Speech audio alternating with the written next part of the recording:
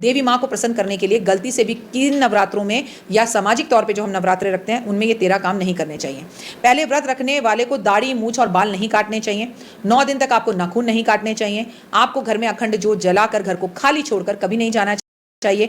खाने में आपको प्याज, लहसुन और नॉन वेज और तामसी भोजन का प्रयोग नहीं करना चाहिए। 9 दिन तक व्रत रखने वाले को गंदे कपड़े नहीं पहनने चाहिए। जब भी पहने साफ और बिना साफ सुथरे धुले धुलाए कपड़े पहने और प्रेस कर कर पहने। व्रत रखने वाले लोगों को बेल्ट जो है वो चमड़े की चप्पल, जूता, बैग या चमड़े की चीज़ों का प्रयोग नहीं करना चाहिए। व्रत रखने वाले को 9 दिन तक नींबू नहीं काटना चाहिए।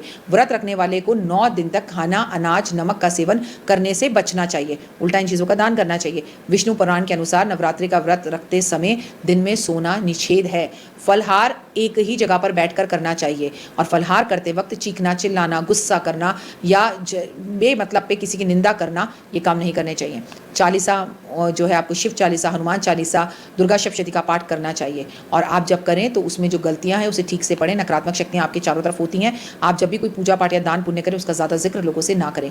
कई लोग भूख मिटाने के लिए तंबाकू चबाते रहते हैं। गलती से भी व्रत के दौरान आप जो है किसी भी तरह से गुप्त नवरात्रों में सिगरेट और तंबाकू का प्रयोग नहीं कर सकते। शारीरिक संबंध बनाने की गलती गुप्त नवरात्रों में किसी भी नवरात्रि में नहीं करनी चाहिए। अगर आप नवरात्रि के 9 दिन अखंड ज्योत जला रहे हैं तो गलती से भी आपको ये बात याद रखनी चाहिए कि अपनी अखंड ज्योत में किसी और का दिया हुआ घी का प्रयोग नहीं करना चाहिए। कई लोग नवरात्रों के दौरान व्रत रखते हैं और उसके बाद जो है दूसरे के घर में शाम को जाकर खा लेते हैं, दूसरे की तकलीफ और परेशानियां सुनना शुरू कर देते हैं, जो कि गलत है। व्रत रखने वाले भक्तों को भी इस बात का ध्यान रखना चाहिए कि वो किन चीज़ों का प्रयोग कर रहे हैं वो सब अपनी हो, किसी और की ना हो। आपको नवरात्रों के दिन गोमती चक्र माँ के पास अर्पण जरूर करने चाहिए। 9 नवरात्रि पूर्ण होने के बाद इसे लाल कपड़े में बांध कर या तो अपनी अलमारी में या घर के मुख्य दरवाजे पर टांग देना चाहिए। नवरात्रों में आपको दुर्गा सप्तशती के 12 अध्याय को 21 बार कपूर पर लौंग रखकर ज़रूर पढ़ना चाहिए और 21 बार ना पढ़ पाएँ तो कम से कम सिर्फ 12 बार या 9 बार हर रोज़ एक बार पढ़ लें। It is more than enough. नवरात्रों के दौरान आपको माँ शक्ति घी का दीपक जब जलाएं तो उसमें सिंदूर अर्पण ज़रूर करें और माँ को 9 दिन तक लौंग और